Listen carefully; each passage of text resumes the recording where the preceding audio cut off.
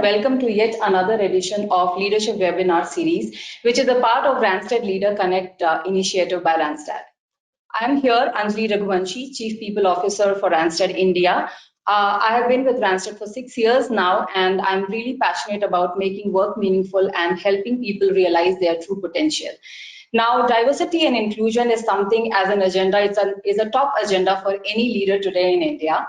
However, we are in the month of March, which is considered the International Women's Month across the globe. So we are here to really discuss about women at work. And our discussion topic today is leveling the leadership playing field for women in the corporate world. I have Nishath with me, who's joining me in this conversation. I'm extremely happy to have you here, Nishath. Nishath has been working with KPMG as a director right now, but she has had 18 years of experience in the field of leadership development, talent management. She's also worked with the Deloitte Consulting and the Capgemini University and been a curriculum designer and director for them. So before I get into really talking about Nishath a bit more, I would really welcome Nishath. Thank you. And I would want her to really tell the viewers a little bit more about herself, more on the personal side. So Nishath. Thank you. First of all, thank you, Anjali, and thank you, Randstad, for creating this amazing platform to talk about something that is so important for us as a society at large. It's a topic that I am personally very passionate about, but I think it is something that we as a nation need to think more seriously. So thank you first for creating this platform. Yes, you introduced me very well. Thank you very much. I'd just like to add that I'm also a wife to one and mother to two children.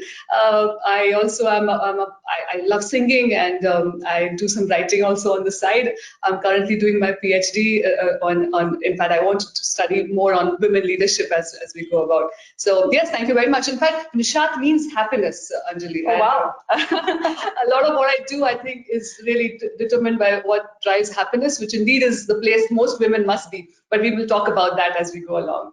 Thank you. Thank you. So I got a bit of experience of Nishath's singing skills as she was humming before we went into the webinar.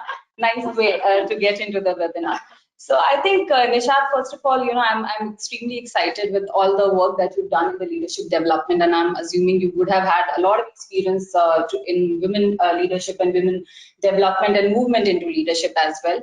So, first of all, I would really like to know from you, do you really think that gender parity, gender equality, or bringing gender diversity, is this really a big challenge, in today's time and world?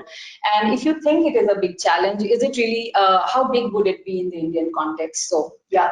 Thanks. I think that's Anjali, to answer your question, I'd like to start with a little bit more macro view of where India is. But let's really look at what is the larger setup really telling us. Okay.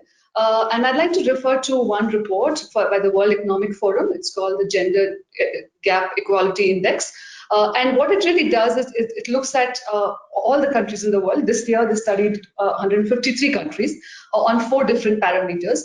And what was really interesting to know is that India ranks 112. There's 112th on that list of 153 countries. There are countries like Ethiopia and Sri Lanka, which are better than us. If you look at if you look a little deeply into that index, you see something called the Economic Empowerment Index, which looks at how the opportunities that are given to women in terms of remuneration, in terms of advancement, in terms of opportunity to do employment. Here, India ranks 149th out of 153. The only countries behind us are the countries like Syria and Iraq and Pakistan. Yeah. So it's really when you look at it from that point of view, you realize that the journey that we have to travel when it comes to gender parity is really, really long. And from that macro view, if you just sort of distill down to a more corporate India view, representation of women in India at the starting level is pretty good, I would say, at around 36%. There's an Intel's study which talks about that. Then as we go to the middle management, it becomes about 26%, but at the very senior levels, it is 11%. So there is a long distance there. Thanks to a mandate that came about from the government of India, now we have more women in boards as board members. That number in 2018 looked at 12%, but we still have a very, very long way to go in terms of where we are in terms of representation.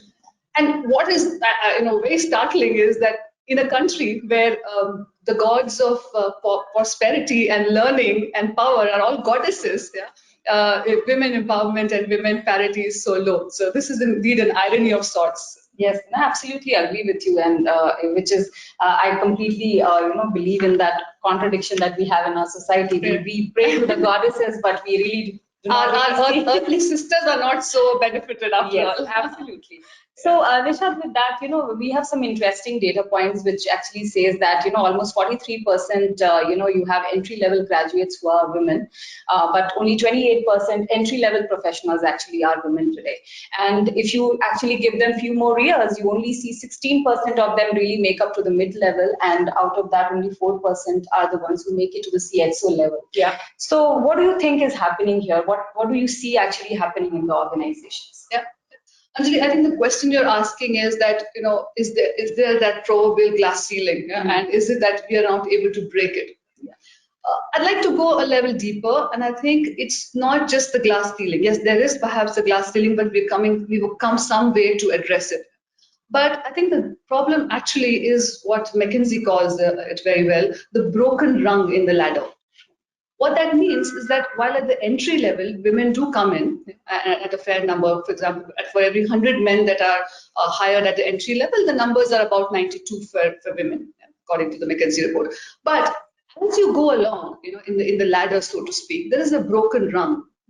The broken rung is where the managerial level starts. That's where the number for women really dips. So there, at that time, you see for every 100 men, there are 72 women that are hired. And that's where the first issue starts. I think the second issue is, of course, our society and the way the societal norms are. It's almost hardwired. It's not something that anybody does at a very conscious level, but naturally, women are expected to take a back seat when they get married, or they have children, or there is elderly care that is involved. So I think that's the second thing. And the third thing, very importantly, is that these long absences that women have from work, because of the reasons I pointed out earlier, those very reasons become the reason why women experience a setback. So, someone has sort of taken, sort of jumped off the corporate bandwagon because they had to take care of children, but that time is almost looked at like, it's just time away from work, and therefore you're not serious. And I think the fourth and the very interesting observation we've had is that very often women's leadership skills are questioned. So as you know, in fact, the very famous leadership theorists Bass and Avolio spoke about this many years ago, where they spoke about what transformational leadership is about. And many of the characteristics that transformational leadership has are the characteristics that women are associated with. Things like collaboration, networking, empathy. But unfortunately, these are the very characteristics that become the impediment for women. Recruiters, organizations, leaders tend to think that these are not leader-like qualities. So I think it's a combination of these 3-4 things that really create that sense of lack of advancement for women. Yeah, and actually, in fact, I would like to just share with our audience an insight about the gender chore gap. If you really look at that, it says that 333 minutes extra a woman works over a man in terms of household work, right? So where does where does that put a woman in terms of really being able to come back to work and being able to multitask along with men? So I think it's also important as corporates, as organizations, we start really looking at that aspect, because that plays a heavy role into what flexibility options a woman would be probably looking at work as well. So interesting insight. I was very surprised to see, though not very surprised because it happens, but in terms of numbers, when you see 333 minutes, surprises you. But this is good. I mean, I'm now getting more interested to really understand why now this is a situation, and now we know what really causes a woman to really opt out of the work scenario in today's time. What do you think organizations can really do towards really motivating and enabling a woman to ensure that she's able to pick up those leadership positions in the organization? An interesting example I would like to share. I mean, I was just having a conversation with a woman who's a working professional, and interestingly, it came out that she felt there was a bias in the team towards married women with kids, because the manager really felt that the person is not going to be as ambitious or as growth driven as other colleagues, the male counterparts, or women who are not with family would be. So, it kind of, when you are actually designing policies and practices, you actually kind of throws you off the guard thinking, okay, while we are having such lovely policies and great policies, are these really getting implemented and cascaded well? So really would like to hear your insights in terms of what, first of all, organizations are doing. Yeah. Second of all, how do you really see that these get implemented well so that a woman benefits out of this? Yeah, sure. So first of all, Anjali, I think we have to say that we've come a long way. While one may have painted a slightly grimmer picture earlier, lots of organizations are doing many things to improve this situation at hand. What are some of the concrete things that organizations can do? And let me outline 4 or 5 of these. I think the very first thing is for us to set aggressive goals, and goals with a sense of urgency. Very important that organizations at all levels tell themselves that the X number of women need to be hired, and we do that, but at the senior level. We need to be able to do that at a more junior level, and in fact at every single level. That's one. Second, let's have more diverse recruiting slates. So the minute you have a recruiting slate which is looking more diverse, it already has women on it, it already has people with different physical disabilities, etc. on it. If you have more women right over there, the likelihood of some of them coming up is higher. So let's look at that recruiting slate very differently. Second thing. The third thing is good training for the evaluators on unconscious bias. Unconscious bias is unconscious, right? Nobody is by will going to say that just because someone is a woman, they shouldn't be hired. But because they see things like a long gap in the career, because they see things like lack of mobility, because they see things like deprioritization at different life stages, this unconscious bias comes in. So I think very important thing for organizations to do is to train the recruiters on unconscious bias. I think the fourth thing is to have more concrete and more objective ways of evaluation. The more measurable an evaluation index is for recruitment, for promotion, for moving to a certain role, the more likelihood that you will have less of bias coming in. Very often our assessments tend to be open-ended, very fuzzy, very amorphous, and that's why it ends up with women or men getting the wrong side of the whole coin. I think the fourth thing is really the tone of the leadership. That's key, because if the leader is driving it, within his first rung of subordinates, then the whole ripple down effect happens, and organizations are better able to recruit at every single level as far as women are concerned. Yeah. So I'd say those 4 or 5 things is what organizations must do. Yeah, absolutely, Nishath. I think that's very apt. In fact, we also had this experience when we really, if you go just by a manager's nomination into leadership development programs, yeah, and if you remove that and you actually give a unbiased platform, an open platform for any woman leader who's aspiring to be a leader to apply, yeah, you'll actually see some very different numbers coming in over there. So yes, I think I also believe in a zero tolerance policy at the management level, where you ensure that any bias of this order towards the woman, which is actually hindering her to grow up the ladder, is something that we should, at management level, not really, let that happen. So interesting insight.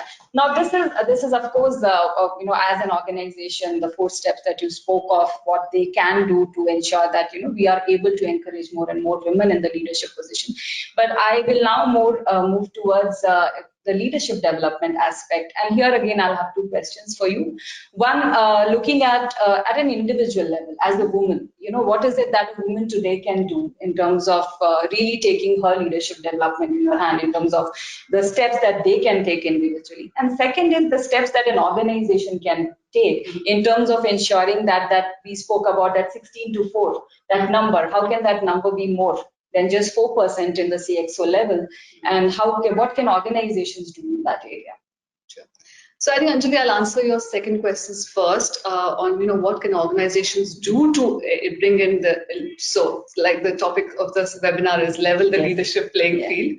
I think it first needs to start with a good diagnosis. Very often organizations are missing the point because they haven't looked deep down enough to understand what is it that where is the problem exactly? Is it at pay? Is it at promotion? Is it about visibility? Where exactly is the issue that we see there? Yeah. So I think first is a very hard diagnosis of your current organization situation as far as women advancement is concerned. After having done that, those parameters that you see must be aggressively sort of used at every single level, be it recruitment, be it promotion. You have to look at every single aspect at every level there. The third is a more rigorous learning programs. Yeah, so the whole women leadership programs, you cannot undermine them at all, because at many stages in life, women need that validation. Women need to see bigger role models. Women need the mentoring, the power of mentoring, the power of the network. So very important that organizations foster these kind of developmental opportunities for women. And I think the fourth thing is to give the entire ecosystem a boost, saying that they have to support women, and making it a very aggressive organization policy where there's a sense of urgency, like I mentioned earlier, and there's a sense of we need to make this happen together that needs to come about when organizations look to clear this gap. But I think the second question, which is how can women do it, and I'd like you to chime in too. I think there are, in my view, 2-3 things that women don't do well enough, and something that we need to very quickly up our game on.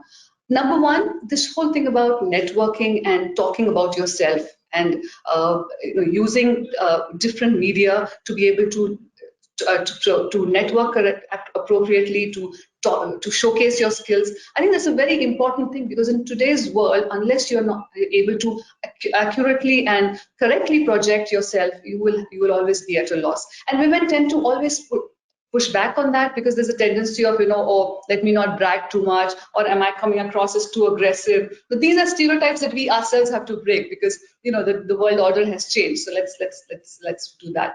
Number two, I think very important for us to reach out to the right people, to the right role models. There are people out there. The minute in fact, there's a very senior leader at Unilever who says that when I go and talk to people, simply because for them to know that if I can do it, you can do it. So reach out to those role models. Reach out to those people who can make you see what you cannot see, and that way you become that much more encouraged to know that things are possible. I think the third thing is for us to not lose ourselves in this big rush of proving yourself, keeping the family right, maintaining the relationships, ensuring that business grows. You lose yourself.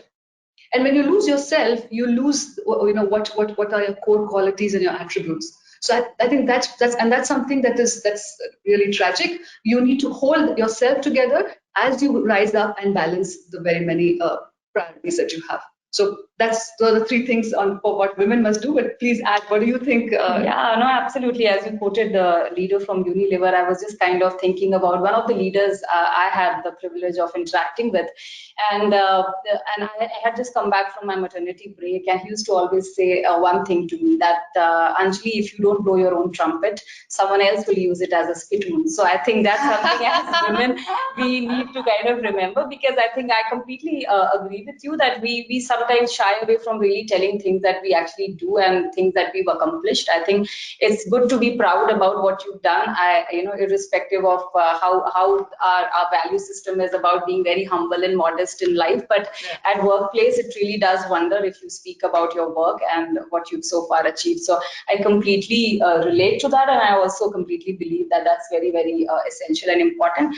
And one more topic that you spoke of is really balancing. So don't get into that mad rush. I think look at what really is important for you at that point in time, and how you balance well, because sometimes when you are just become a mother, taking care of your child is the most important thing, and so you need to learn how to negotiate way out that you keep the two going very well. So a little bit of balancing act over there, I think. So thank you, Nishath. I think with that, another interesting thing that comes to my mind is like one, of course, I do see that a lot of organizations are doing good work in terms of really building those platforms for women to really rise up to the leadership position. But I think there is also some bit of need to really do some fast tracking over there because there are women who are capable, who have the potential, but are we really doing enough fast tracking so that they are able to give their longer term to the organization and thus make a great impact into the organization? What do you think about that? No, I think, more than fast tracking women, I think what we need to do is create the right inputs, because I think the problem with fast track again then becomes, like the whole quota system, right? I think what we are essentially saying is, can we create the right fertile grounds for men and women to grow?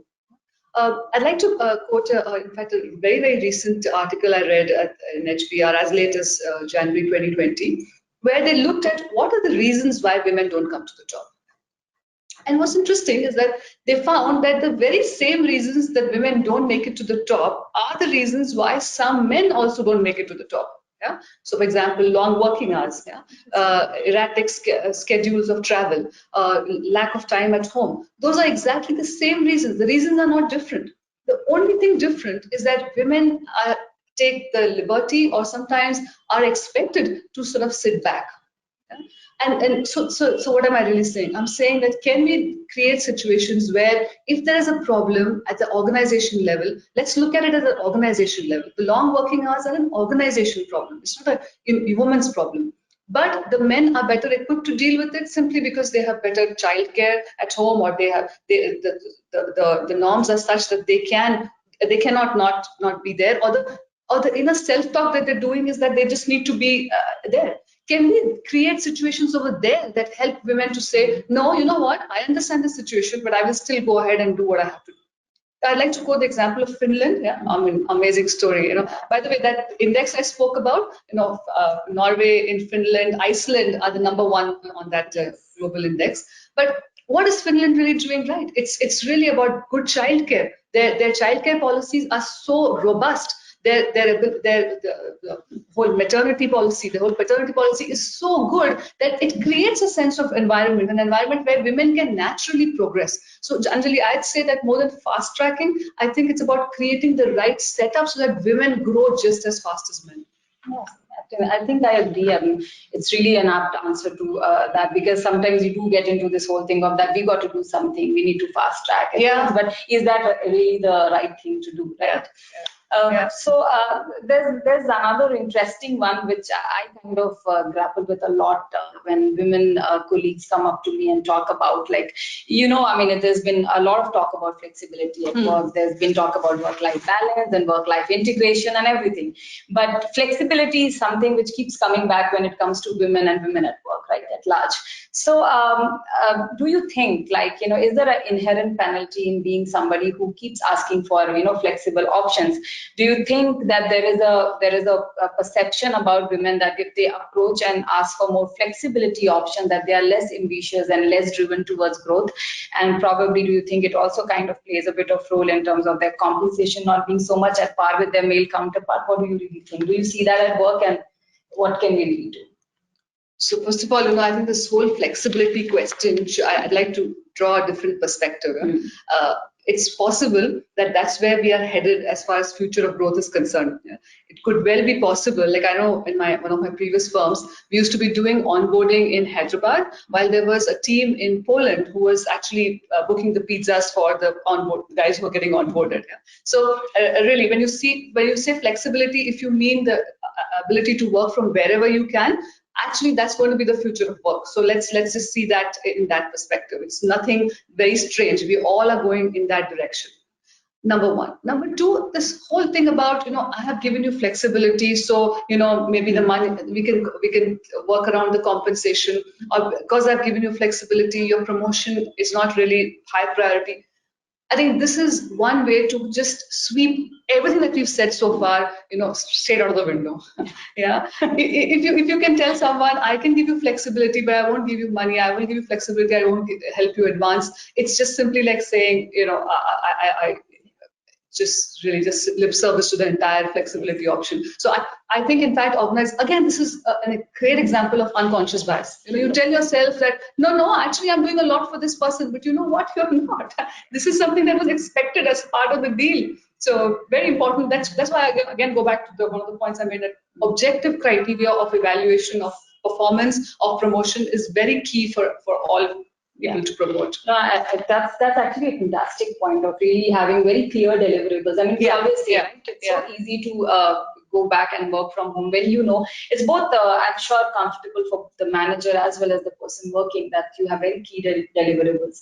And we only talk on deliverables and not on number of hours in office or number of hours you sat at your desk. Right? Yes. That's no more should be the measure of productivity in my view. Yeah. So interesting. I think with that, Nishath, as you know, our audiences had also sent us a set of questions. Wow. Where they really need to know from our point of view, how do we really think about these topics or things that they have asked us. So what we'll do is I'll probably read through these questions just for the audience as well, so that they know exactly what it is.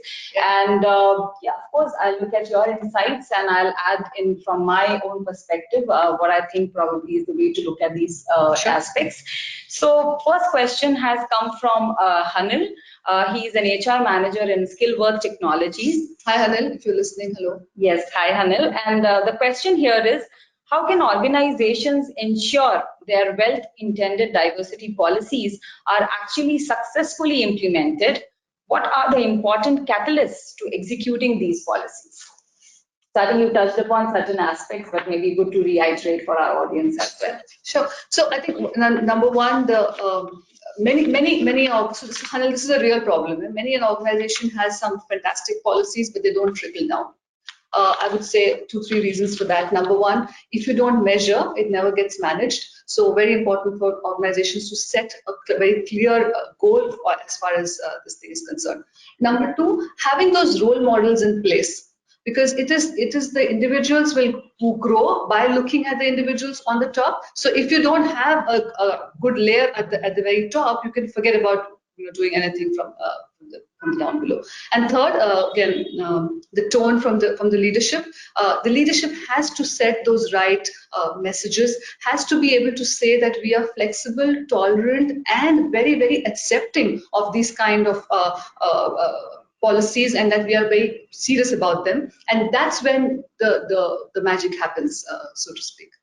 Yeah, and I think I'll also just add that while of course it's about the practices and policies, it's also, I think, as HR professionals, because you are into HR, so I would like to just add is that, in today's time and day, actually data-driven HR or data analytics actually helps a lot. I mean, if you really, if you start really putting people's focus or your management focus on what does the data say in terms of how your women folks feel at workplace. Simple thing, like I remember this is something traditionally we do where we really look at the gender parity in terms of the increments where they are going. Are the women really getting the increments as much as men? Are they really getting fairly paid? Are they getting promoted as men as men? So these were some traditional insights, but also if you really look at what level are women leaving you, what are the reasons, and what as organizations can you really do. So you can also focus on the right thing which is not working for your organization if you really kind of do a bit of more deep dive into what's working, what's not working with the help of data. Somehow leadership, especially business leaders, like to hear more when HR comes with data, right?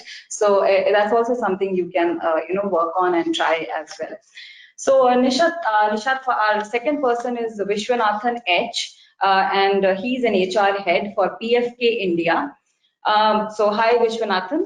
Our first question, our question from Vishwanathan is, at the elementary level, even with young children, how can we mold their thinking to create a level and equal playing field for them as grown-ups?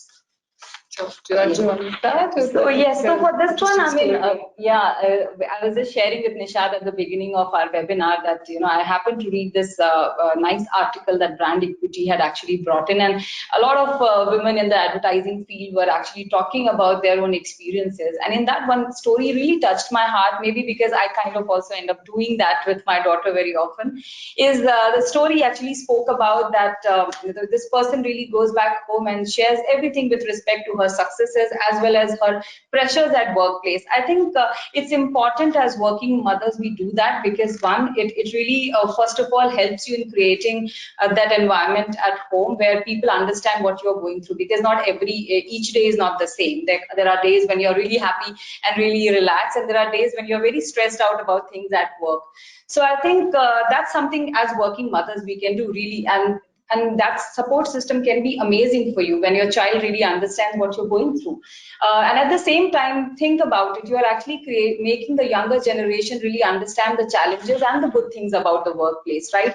And this is the generation that goes into the future of the workplace. So you're actually in a way enabling your child to be able to design a better workplace tomorrow, right? So and I see that today's kids are very much into environment and how to protect, and they are much more aware of it as we were as kids. So why not even the workplace environment, right? So I think I look at it like that. But Nishath, anything from your? No, I completely agree with everything you said, Anjali. I'd just like to add two more points in the sense that, I think the parents are the first university of any child. Yeah. So the kind of environment that you show up at home is really what the child picks up and thinks that this is how the world is outside. So let's not undermine the role that we play in that environment. Number one. Number two, it's very important for us to realize that the two of us sitting here, many of you who are sitting over there, is happening because there are enablers back home. Yeah. There are people who there are there's a spouse, there are maids, there are in-laws, there are sisters, brothers, all of us who are also contributing to the success of, or the visible success of some people. And I think all of them also contribute to how the next generation sees women at the workplace. I think really it's about that. And I think the last point there, the education system has to, again, look out for what unconscious biases are there. For example, there's a study which was done and which describes a leader, and the words used are, this person is very, very, very smart, this person is very aggressive, and it's very likely that the child goes on to say that this person is a man, this leader is a man. Yeah? So clearly you see there's a bias that has come in right at that stage.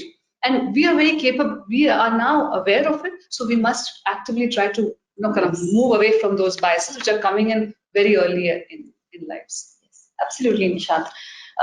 Thank you for answering that. And I think we'll go to the next question, which is by Praveen Mahadevan. Praveen is a VP HR in Nandan Groups. Hi, Praveen. His question is, some industries and roles by nature are probably more amenable for women. How can the traditionally male-dominated sectors change or evolve to include more women at the senior levels? I think that's very apt. Praveen, there will always be some exceptions out there where men are better suited to do it. Not that they're more capable, but they're more suited to do it. One example that comes to my mind, especially maybe it's the manufacturing industries, although there are women there too. Swiggy, maybe the delivery boys are more likely to be boys than girls. But this is simply because this is how we see it. Doesn't mean it can't change. So just like there are some roles that are more amenable for women, there are some roles that are more amenable for men. Yeah? And there are exceptions to that rule. That's all there is to it. But I think what is more key for us to understand is there the right mindset that we have to be able to say, okay, this is the reason why this role is better for a gender and not for another gender. It's an open, really flexible mindset that I'm talking about. That is number one.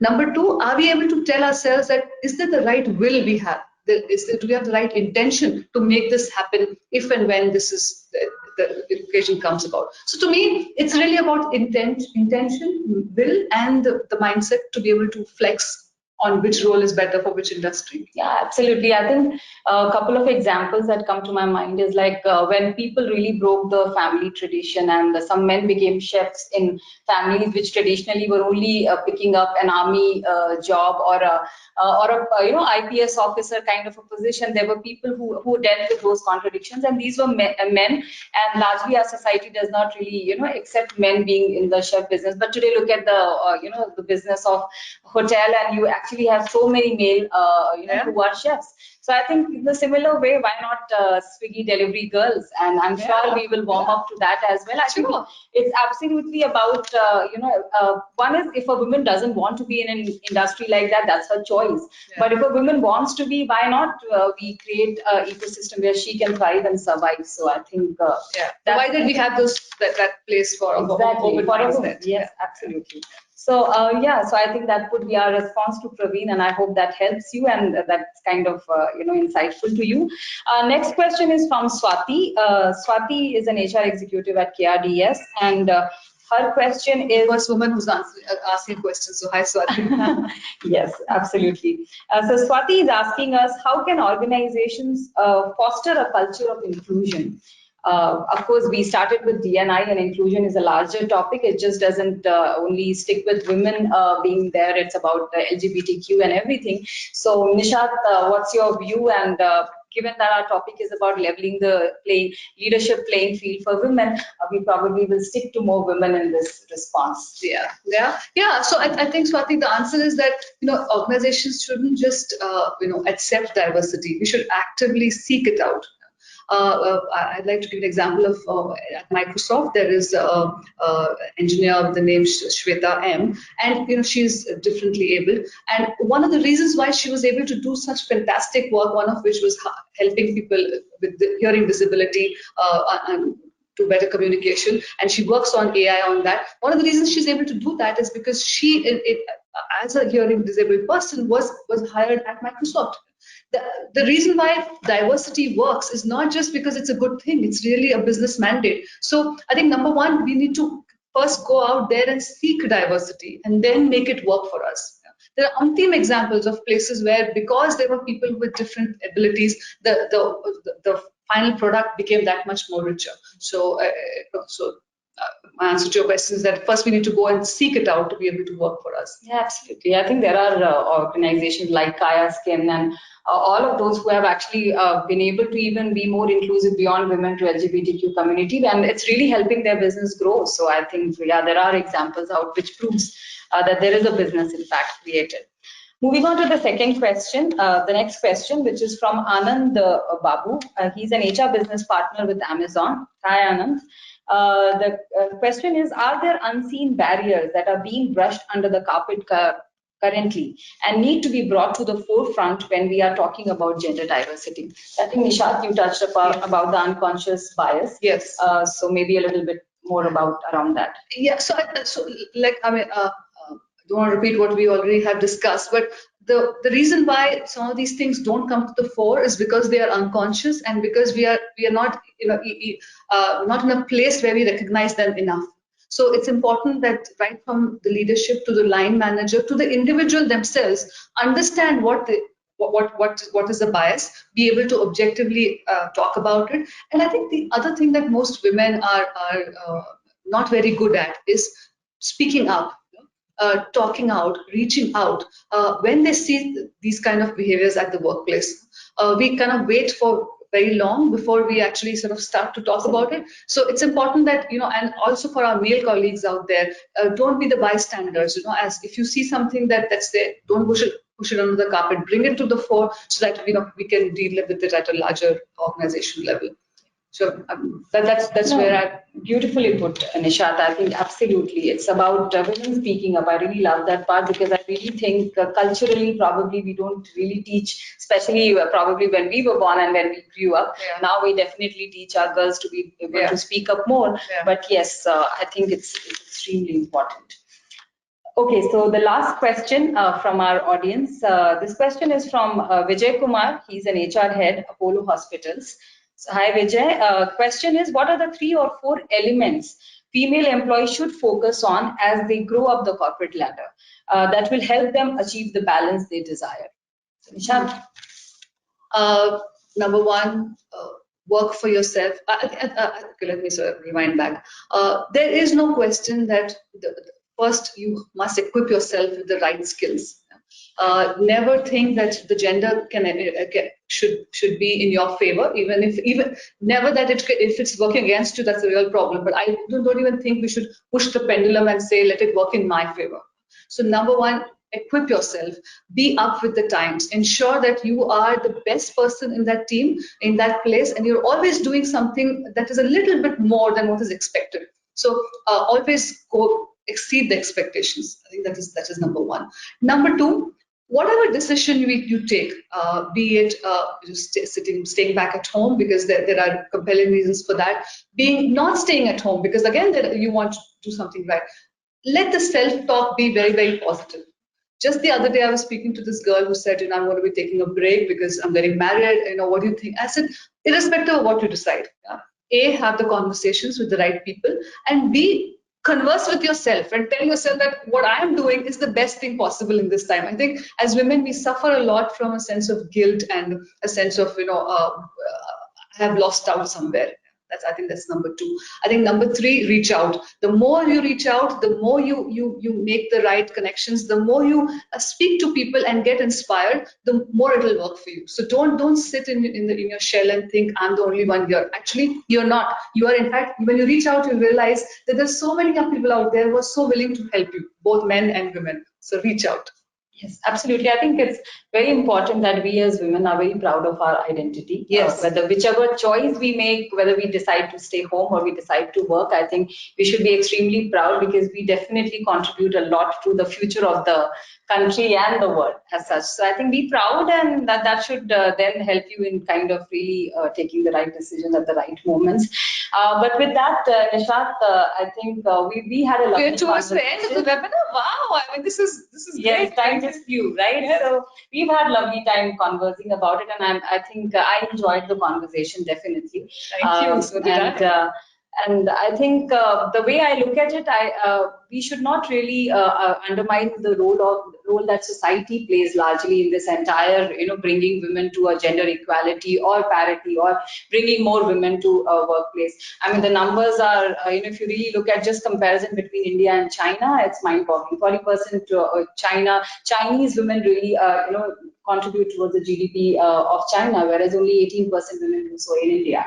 So it's a starting, and our population is not that far off from each other, given that we are the two most populated, countries in the world. Having said that, I think it's an integrated approach I see really about the individual, the society, and the corporate. That actually they can come together and really be able to contribute towards really making a level playing field for women in leadership and in workplace as well. So with that, Nishath, I really would want you to give your closing comments for this webinar. And yeah. Thank you. No, thank you, Anjali. I think you summarized it very well. I'd just like to add a final 2-3 points. I think number one, diversity is not a good word. It's not a fancy word that we all must sort of talk about in the drawing rooms or the boardrooms and then leave it there. Diversity makes complete business sense. So the more we embrace it, the happier we will all be. So let's go and seek it out. It's the future that we have. Number two, it just makes business sense to 50%. If 50% of the world's population is of a certain gender, how can you leave them out? You really need to create an environment where more women can come in, advance, and be a more fulfilling and lead more fulfilling lives for themselves and be more productive for the organization. I think third, let's talk about our role models. Let's talk about the people who have achieved things and then be able to inspire others to move to the next level. So I'd say, conversations like these are critical. Yeah? They must continue, and they are the places where the seeds of great prosperity and advancement for women actually lie. So thank you. Thank you. And thank you, Nishath, for coming here and really being part of the Randstad Leader Connect webinar series. And thank you so much, audience, those who stayed through the webinar, for really listening to us. And thank you so much for joining us. Thank you. Thank you very much. Bye-bye.